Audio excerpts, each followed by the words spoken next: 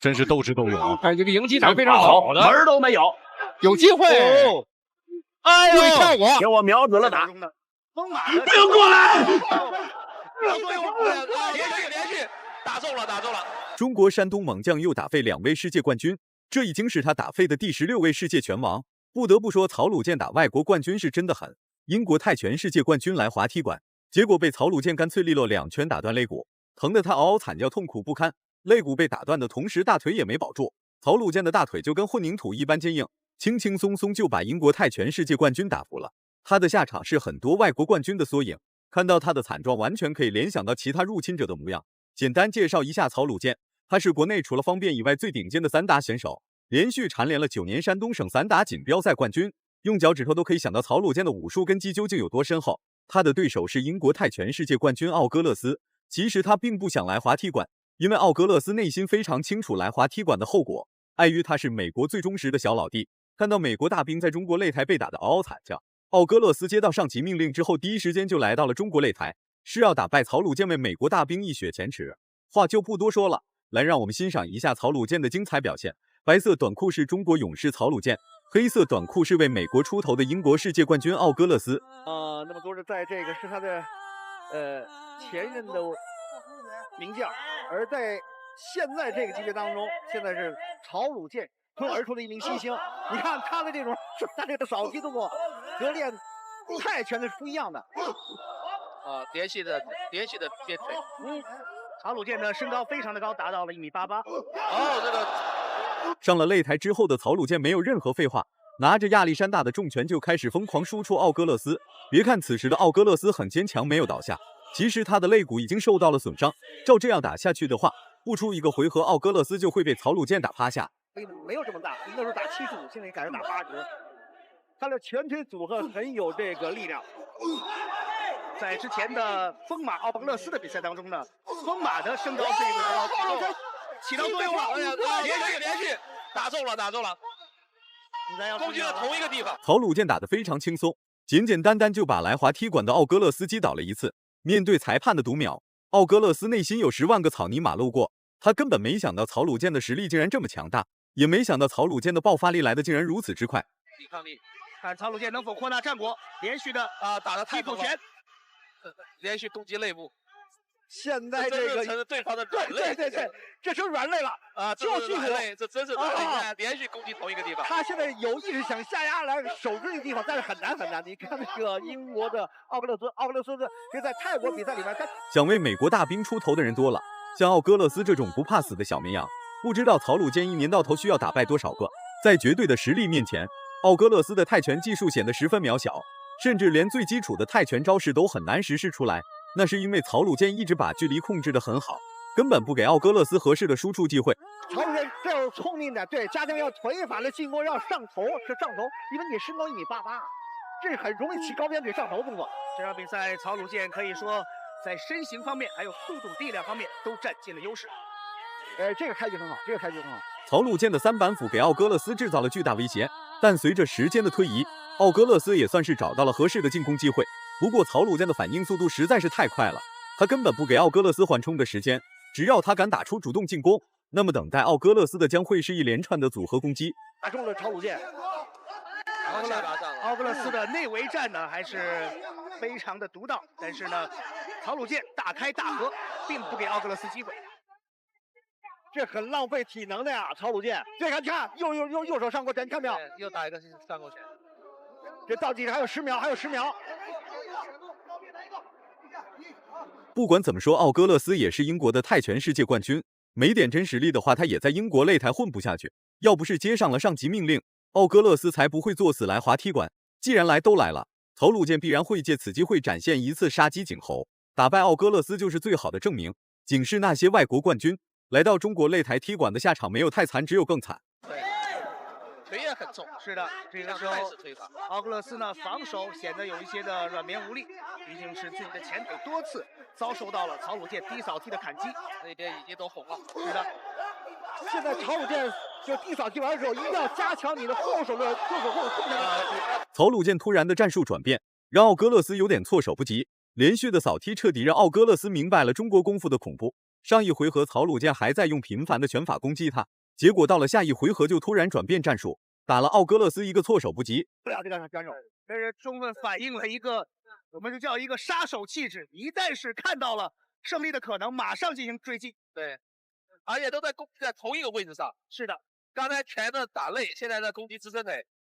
原来都是8人攻击的选手，你看他的这种打法和白敬斌。这一次胜利并不是结束，而是一个开始。接下来这位选手才是曹鲁健真正的敌人，他叫丹尼尔，来自新西兰。泰拳出身的他在国际擂台取得了10分优异的成绩。看到好哥们奥格勒斯被打了个人仰马翻，第一回合险些都没撑过去，丹尼尔自然不会轻易放过曹鲁健，是要亲自打败曹鲁健，为奥格勒斯一雪前耻。话就不多说了，来让我们欣赏一下曹鲁健的精彩表现。中呢，我们作为中国选手能不能够保持自己的全胜记录，我们确实还是给予期待，拭目以待。我觉得您还是保持了一个非常冷静的心态。比赛嘛，不到最后1秒钟啊，任何情况都有可能。是。来自新西兰的选手，年龄33岁，身高1.85米，体重是85公斤。这个我们转身腿打得非常的突然。来自中国国家队的曹鲁健，年龄27岁，身高1.88米，体重也是85公斤。曹鲁健可是来自国家散打队，武术散打的根基自然是不能小看。真要是在擂台上没有打败外国冠军，那么曹鲁健也不会被入选到国家散打队。刚经历过一场大战的曹鲁健，自身的状态还没有完全恢复，紧接着又迎来了一场硬仗。丹尼尔算是擂台上的莽夫，打起架来一点都不含糊。王选手年轻小将，他在比赛中确实打的还是步步为营啊，稳扎稳打。没有错。本次5战世界功夫争霸赛也是级别非常高的一个比赛，所有的选手世界排名包括交叉拳法，对，我们在国家队的选手成绩都是非常的优秀。我觉得王者之战这一场上来，双方选手都没有太多的去试探对手。曹鲁健在丹尼尔面前就像是一个巨人，身高足足比丹尼尔高出了10公分左右，再加上曹鲁健最擅长的是中远距离对抗，根本不需要太多的时间来进行试探，曹鲁健便可把丹尼尔当成玩物一样玩弄于股掌之中。世界冠军又如何？泰拳世界冠军又如何？在曹鲁健面前，什么冠军都不好使。我觉得双方呢内部定的这个目标就是 KO 拿下 KO 对手。打挺。看看双方这场的表现，曹鲁健在我们的5战第1场也曾经参加，获得了胜利。这一次参加的是王者之战。漂亮，还有一个拳法的变现，机会来了，非常主动的一次。实在顶不住压力的丹尼尔会实施一次搂抱。搂抱这个行为并解决不了实际性问题，打不过就是打不过。无论丹尼尔实施什么样的进攻招式或者防守招式，他都有点打不过曹鲁健。毕竟曹鲁健的武术散打的进攻招式极具有杀伤力，并不是一般人能都抵挡住的。但是我们看到呢，作为这个新西兰选手啊，他确实他的功力非常的这个强悍，但是呢，他有一个毛病，就是他这个打动作呀预兆比较大，大开大合。就是提前的这个预备是比较明显。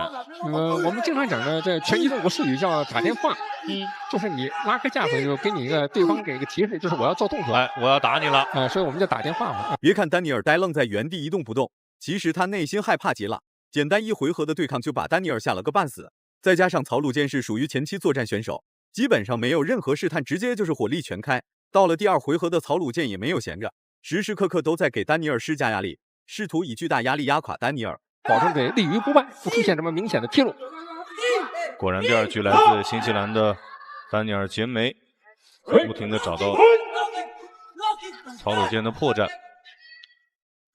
真是斗智斗勇啊！这个迎击打非常好，好的，有机会，注意效果。从曹鲁健的表情中不难看出，打败丹尼尔只是一个时间问题。甚至曹鲁健都没有使出全力，丹尼尔就被击倒了一次。重新站起来的丹尼尔满脸不开心，看来他要开始怀疑人生了。这是非常难煎熬的这一关，现在没别的，就是狂轰滥炸，乘胜追击。对方也非常聪明，马上把你的节奏破坏掉。很有经验的一位选手。但是呢，我觉得不管怎么讲吧，这个重击啊，谁难受谁知道。对，打在谁身上谁疼。因为刚才这个有效击打呀，它是连续重击，所以呢，我想着这种压力也就可想而知的。我觉得曹鲁健是有这。丹尼尔已经开始瞎胡搞，所打出的进攻一点规律都没有，甚至连基础进攻都触碰不到曹鲁健。然而曹鲁健的进攻却能一五一十的命中丹尼尔，实在没办法的丹尼尔就开始搂抱。真要是丹尼尔识相的话，或许弃赛投降这才是最明智的选择。拉开，对，哎，拉开距离，拉开这个角度。就像您说的，还是不能轻视对手。所以这个技战术方面呢，要恰当的根据自己的特点来掌握战术变化。好，我们现场的观众也非常应该说呢，这个比赛曹鲁健获得了比赛胜利。其实曹鲁健最擅长对攻世界冠军，要是对手没有硬实力的话，曹鲁健打的会有点力不从心，从而失误输掉比赛。真要是和世界冠军打的话，那么曹鲁健坚决会拼尽全力认真打，以此来维护中国搏击和中国功夫的最大权益。如果满分是100分的话，你会给曹鲁健打几分？